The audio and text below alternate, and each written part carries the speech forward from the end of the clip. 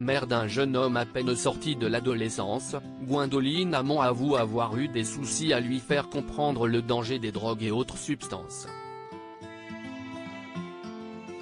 Il y a quelques semaines, elle était la tête d'affiche de Meurtre en Haute-Savoie, un téléfilm policier, sur France 3. Mais si Gwendoline Amon est si médiatisée depuis 2015, si est-il parce qu'elle joue Cassandre dans le polar éponyme qui revient ce vendredi sur France 3 avec de nouveaux épisodes. À l'occasion, elle était l'invitée ce 6 avril du Buzz Télévision du Figaro. En plus d'y évoquer les exigences de son métier, elle a parlé de son prochain rôle dans Maman, ne me laisse pas m'endormir qui passera le 26 avril prochain sur France 2 et dans lequel elle jouera le rôle de la mère d'un adolescent en proie à un profond mal-être aux côtés de Michael Youn et Gérard Lanvin. Lors de son interview, l'actrice qui interprète le rôle de l'une de ses meilleures amies, a décrit l'histoire vraie dans laquelle elle joue, l'histoire d'un jeune homme qui va, comme beaucoup d'adolescents, succomber à un pétard, une ligne qui va faire des crises d'angoisse et avoir des insomnies. Il ne va pas dire à ses parents qu'il a consommé un truc qui lui a déclenché ses angoisses. Sa mère en panique va l'emmener chez le médecin qui va prescrire des benzodiazépines.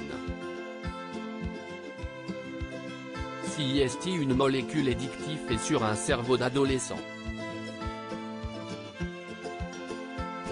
Il va tomber dans une addiction telle qu'il en est mort à 18 ans il y a 5 ans.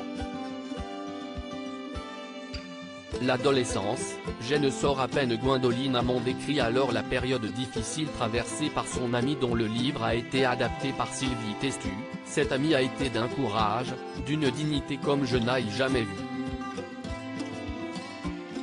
Elle a tout fait pour sauver son fils. Quand elle a compris qu'il était addict, elle est rentrée dans une guerre et elle n'y est pas arrivée. Expliquant que le but du téléfilm est de prévenir les ados et les parents de cette addiction aux médicaments qu'elle appelle un problème de santé publique, citant le chiffre de 250 000 morts chez les adolescents, Gwendoline Amon explique s'être servie, pour ce rôle, de sa propre expérience de maman qu'elle a raconté ce jeudi. L'adolescence, moi je ne sors à peine avec mon fils qui a 19 ans, si est un âge très particulier où on est influençable, on est en pleine construction, on a besoin de s'émanciper où on ment et en plus on a le lobe frontal totalement immature et il régit la prise de risque, la prise de décision et il n'est mature qu'à 24 ans. Tout ça fait qu'on ne communique pas toujours bien avec ses enfants, on croit les connaître mais les mômes derrière font leur vie, ce qui est normal. Ils ne disent pas la vérité parce qu'ils ont peur de la répression. Et tout à coup ils peuvent être happés par une addiction qu'on ne voit pas et en mourir.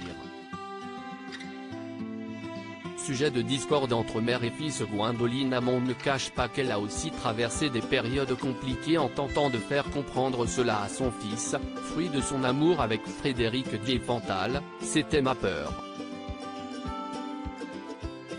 Je n'ai qu'un enfant en plus donc je suis complètement focus et je me disais, si est un garçon, si est sûr qu'il va y fumer des pétards, et être tenté de sniffer les capsules de je ne sais pas quoi et de faire des conneries. Et si est normal encore une fois. On passe tous par là, il faut que jeunesse se passe. Il ne s'agit pas d'interdire parce qu'il ira le faire derrière. Il s'agit de communiquer, de dire j'ai eu ton âge, je sais ce que si est, je sais que t'as envie de t'amuser, d'essayer des trucs, sache que ça si est dangereux, qu'on n'est pas tous égaux, que ton pote va super bien gérer, toi tu vas faire un bas de trip, attention.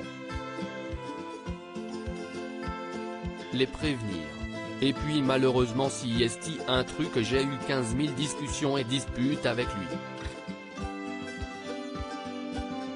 Parce que si est un job à l'année jusqu'au moment où il a le déclic et il dit ok, j'ai compris, si est pas mon truc.